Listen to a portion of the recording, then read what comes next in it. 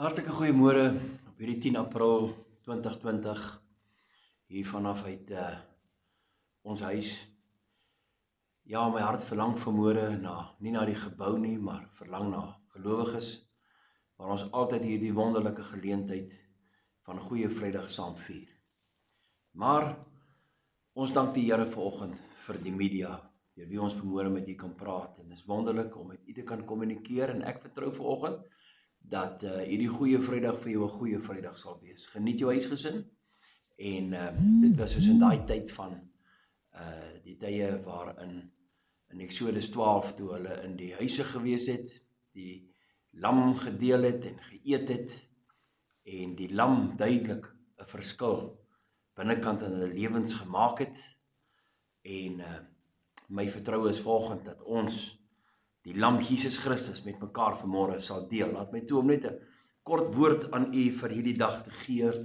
1 Korintiërs 2 is nou nogal die eerste paar verse, is so dinamies, daar so baie goed wat 'n mens kan sê, maar 'n mens het werklik tyd nodig om dit oop te breek. Maar Paulus skryf vir ons hier in die 1 Korintiërs 2, waarin hy na die gemeente van Korintiërs toe gegaan het. Hy sê dat hy was vol vrees en vol bewering.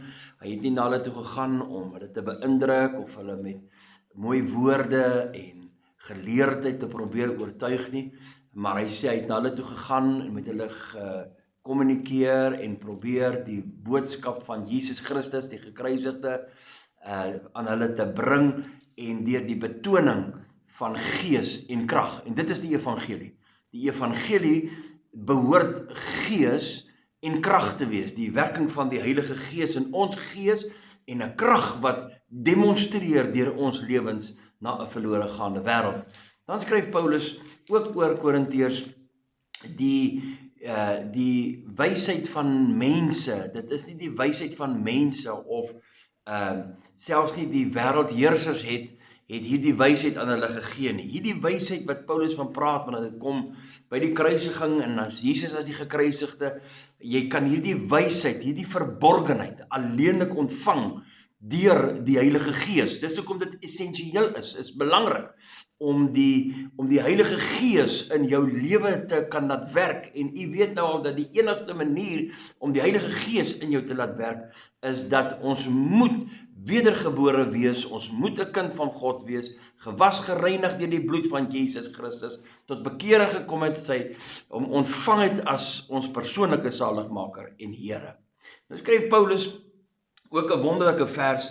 Hy sê dat maar ons spreek die wysheid van God. Dit is die wysheid van God wat bestaan in verborgenheid, wat bestaan het in is iets wat bedek is, wat almal nie kan verstaan nie.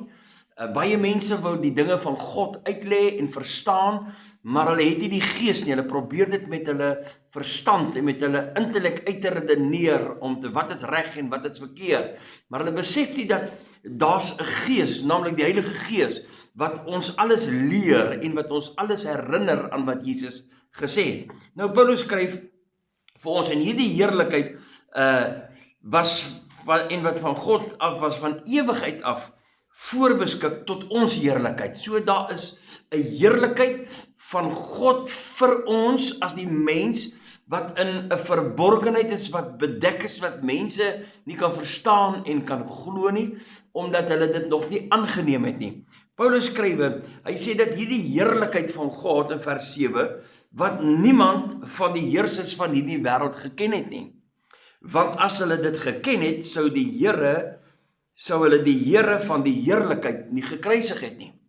Dink jy net vir een oomblik daarin, as die Here nie vir ons gekruisig was nie. Wat sou gebeur het met die mensdom? Die mensdom sou totaal en al verlore wees. Die mensdom sou, ek wil my verstout om te sê, verlore, verdoem in die ewige hel sonder God. God sou die mens totaal en al, dink ek, verwoes het, maar die kruis het vir ons beskerming gebring, die kruis het vir ons dood gebring in die vorm van Jesus wat vir ons aan die kruis gesterf het.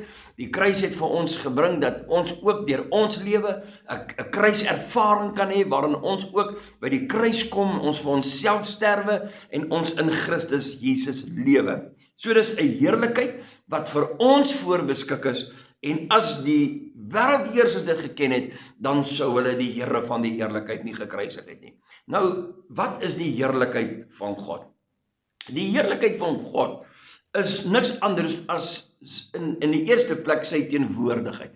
Toe die heerlikheid van God in die tempel neerdaal, sê die skrif, hy sê, toe kon die priesters nie op hulle bene staan as gevolg van die heerlikheid, teenwoordigheid van God nie. Wat is die heerlikheid van God? Die wonderlikheid is dat ek en u is die tempel van God. Ons het 'n gees, 'n siel en 'n liggaam, en deur wedergeboorte, die heerlikheid, kom woon hy nou in heerlikheid in ons, en is ons deur die kruisdood van Jesus, deurdat ons sy kruisdood aangeneem het, hom aanvaar het as ons verlosser en Here, dat die heerlikheid is dat hy nou in ons woon, dat hy in ons kom woning maak het, net soos wat hy kon woon het in 'n aardse tempel, waarin die priesters nie kon staan vanweë die teenwoordigheid van God nie, net so wil daai heerlikheid, daai teenwoordigheid, die aandoening van sy glorie in ons woon. Dis hoe ons sê, Christus in my, die hoop, the hope of glory, Christus in my. God het in ons sy teenwoordigheid kom werk. Wat maak sy teenwoordigheid in ons lewe? Wat bring die kruis vir ons? Wat bring die heerlikheid van die kruis vir ons? Wat bring wedergeboorte dan vir ons? Dit bring ons weer tot God, om in 'n verhouding met hom te kan staan. Die heerlikheid van God in ons wil ons transformeer, wil ons nuut maak, wil ons aandoen met sy dynamos krag, wil ons aandoen met sy gees binne in ons. Die wonderlikheid is dat ons sy heerlikheid, sy glorie, sy salwing kan ervaar, deurdat hy vir ons gesterf het aan die kruis van Golgotha.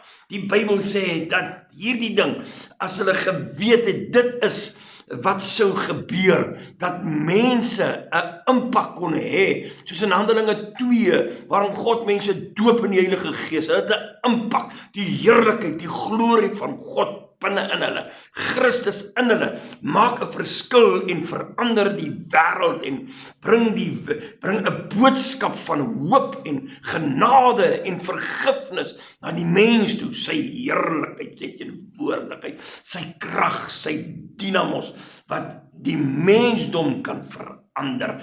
Dit is wat ons nodig het. En die Bybel sê dat as die heersers van die wêreld, die bose magte, die vyand, die duiwel, Satan, as hulle dit geweet het, dan sou hulle nooit die Here gekruisig het nie. Selfs die wêreldleiers van daardie tyd sou het nie geweet wat dit sou beteken nie. Dit sou beteken dat hy wat aan die kruis hang, wat vir ons gelei het, wat vir ons gesterf het sy heerlikheid vir ons beskikbaar gestel, dat deur sy kruis, deur sy dood en deur die opstanding wat volg, dat ons daardeur kan lewe. Liewe gelowige, het jy die heerlikheid van God in jou?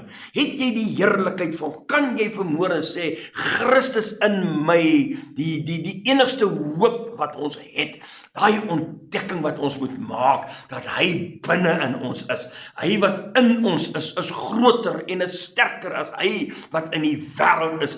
God vir my is, wie kan teen my wees? Die heerlikheid van God, die heerskappy van God, die salwing van God, dit is wat werk in ons lewens. Hulle kan ons beperk tot ons huise, maar dan kan ons nie beperk in ons gebede en in ons woord nie. Daarom bemoedig ek jou vanmôre, dat jy hierdie heerlikheid van die Here sal beleef, dat jy vanmôre net sal stil sit en sê, dankie Here vir die kruis van Jesus Christus wat vir ons gesterf het. Dankie Here dat u vir ons u bloed laat vloei het, dat deur u wonde daar vir ons genesing gekom het, dat daar vir ons krag en heerlikheid is in u naam.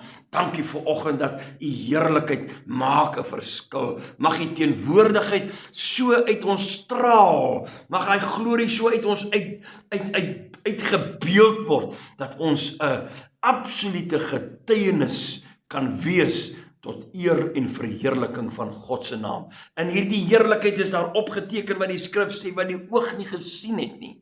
Ja, en in die hart van die mens nie opgekom het, wat hy nog nie eens gedink het, of geweet het, of kan besef nie.